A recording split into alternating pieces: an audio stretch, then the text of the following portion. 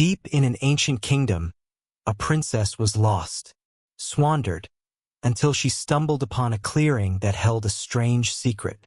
Where do you come from? And where are you going? I have lost my father's kingdom, cannot find my way home. I will help you get home again, if you promise to do what I ask. Anything. I will promise anything to see my father again. Bring a knife and scrape a hole in this iron to free me. Then you must marry me. How can I marry an iron stove? But she gave her word. I have found my way back. But joy turned to sorrow when she told the king of her strange bargain in the woods. Do not go back to that monster. We will send the miller's daughter instead. The miller's daughter was sent. The miller's daughter stood before the iron prison, terrified. Scrape the hole? No, you are not the princess. Go back and send the true bride. Next, they sent the swineherd's daughter, paying her with gold to take the princess's place. It is no use. The iron is too hard. If you do not come, I will crumble her castle to dust. With no other choice, the true princess took a knife and walked into the darkness. Her hands trembled, but she began to scrape the ancient rust. For hours she worked, until a tiny hole appeared and a golden light shone through. You are a prince, a prince. With a crash, the iron prison shattered and the prince stood before her.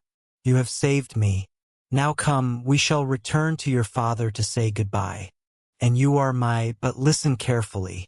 Speak no more than 3 words to your father or I will vanish. She returned to the castle, repeating the warning in her head. Only 3 words. Mother, I am safe. He is a prince. He is a prince. It was too many. No, wait. Come back. The prince. Not a maiden to give up. She swore to find him, even if it took forever. She walked until the sun set and the moon rose, deep into the unknown.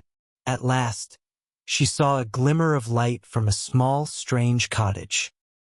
Inside, there were no humans, only toads. Big toads, small toads everywhere. Welcome, traveler. We have been waiting for you.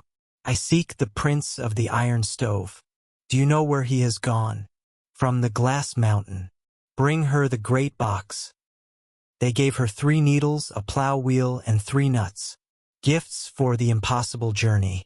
She walked until she reached the glass mountain. Slippery as ice and steep as a wall. She used the needles and stuck them deep into the glass, climbing step after painful step. One slip meant death. But her love was stronger than her fear. How do I pass? She rolled the plow wheel over the blades, crushing their edges so she could walk unharmed. She arrived at the castle, but she looked like a beggar, not a princess. I was hoping for work in the kitchen. We need a kitchen maid. You may scrape the pots. She saw him, but his eyes were empty. The witch's magic had stolen his memory. She cracked the first nut and out fell a dress more beautiful than the sun. I must have that dress. What is your price, kitchen girl? One night, outside the prince's door.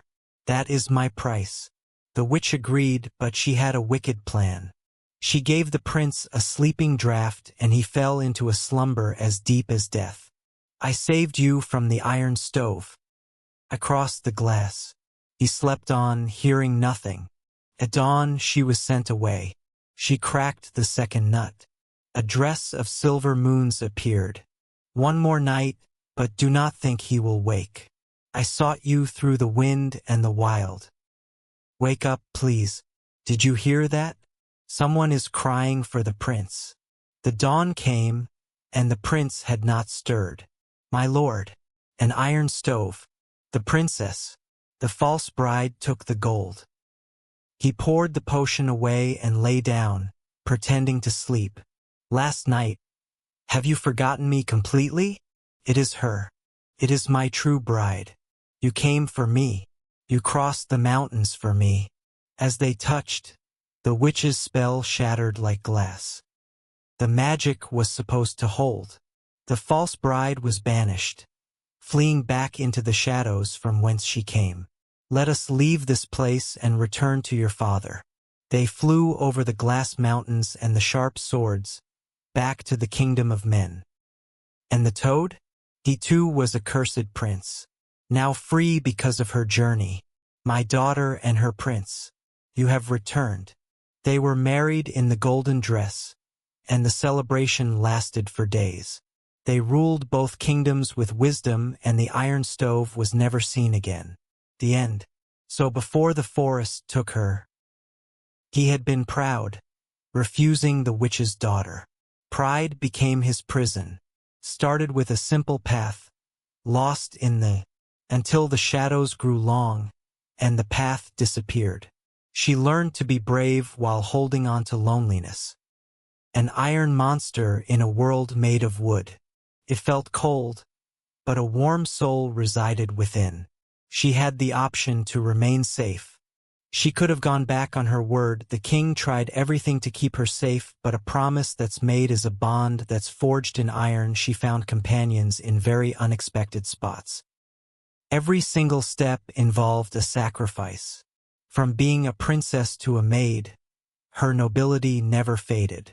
He felt an emptiness in his heart, though he couldn't identify it. I possessed beauty, but lacked a heart. Despite being displayed, her hope shone even more brightly, waiting for a sign of sleep lifting. She would tell her children stories about the forest. Finally safe, their love shattered the darkness of the woods. Return it to its rightful place.